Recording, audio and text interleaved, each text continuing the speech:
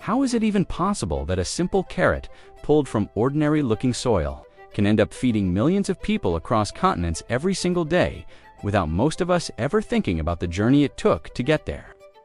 That question sits at the heart of this story, because what you're about to hear is not just about farming vegetables, it's about scale, precision, pressure, timing, and human decisions happening every second across one of the largest carrot farming and processing operations on Earth, a system so massive that it feels closer to an industrial city than a farm, stretching beyond the horizon with endless orange-tinted fields where the soil has been engineered, tested, and retested for years to grow carrots at a level most people can't even imagine.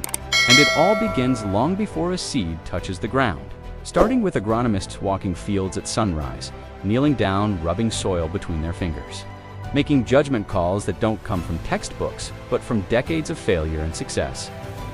Because here, one bad decision can mean millions lost. And once the planting season hits, there's no pause button.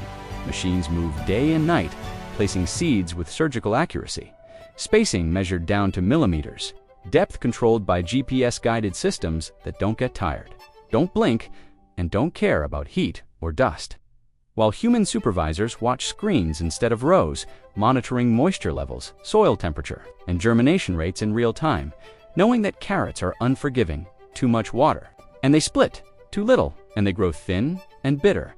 And as the weeks pass, those quiet fields transform into dense green canopies, hiding millions upon millions of carrots growing underground, completely invisible, yet constantly tracked by data models predicting size, weight, sugar content, and harvest windows. And when harvest day arrives, it doesn't feel calm or rural at all. It feels urgent, loud, and relentless. Massive harvesting machines roll in like steel animals, lifting carrots from the earth at astonishing speed, shaking off soil, trimming tops, sorting by size before the carrots even leave the field, while workers stand by making split-second calls. Because weather doesn't care about schedules, and a sudden rain can turn perfect soil into mud in hours. And once those carrots are pulled, the clock starts ticking. Freshness becomes a race. Trucks line up non-stop, engines running, moving harvest loads straight into processing plants that operate more like high-security factories than food facilities, where carrots enter dirty and leave spotless, scrubbed by rotating brushes, blasted with purified water, inspected by cameras that see flaws the human eye misses, rejecting anything that doesn't meet strict standards. And this is where the scale really hits you.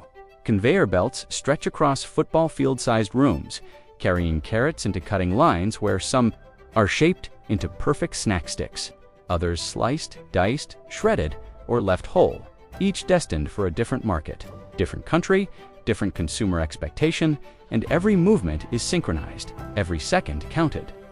Because delays mean spoilage, and spoilage means waste, and nobody here accepts waste as normal while behind the scenes.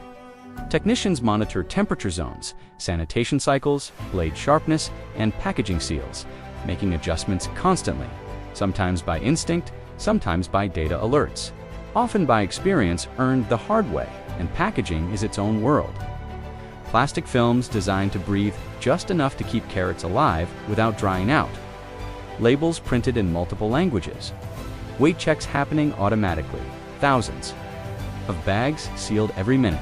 Stacking robots, building pallets faster than any human crew could, all moving toward, in near-freezing silence before being shipped across highways, oceans, and borders, feeding school lunches, restaurant kitchens, home refrigerators, and factory lines that turn them into juices, soups, and frozen meals.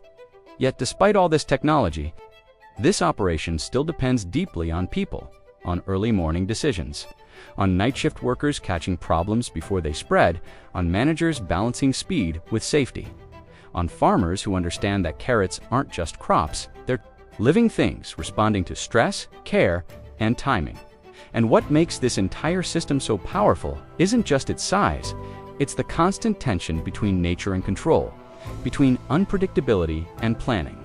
Because a heat wave, a labor shortage, a mechanical failure, or a market shift can ripple through the entire operation in hours, forcing rapid changes that never make the news but keep grocery shelves full, And when you finally hold a clean, bright carrot in your hand, it carries the weight of thousands of invisible steps, choices, and risks, from soil chemistry to logistics algorithms, from human judgment to automated precision, all working together so seamlessly that the complexity disappears, leaving behind something that looks simple, ordinary, almost boring.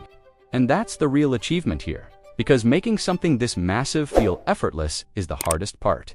And this carrot, grown, harvested, processed, and delivered at an unimaginable scale, is proof that modern food systems are not just about machines or farms.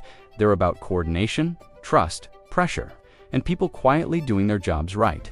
Every single day, without applause, without headlines, just results.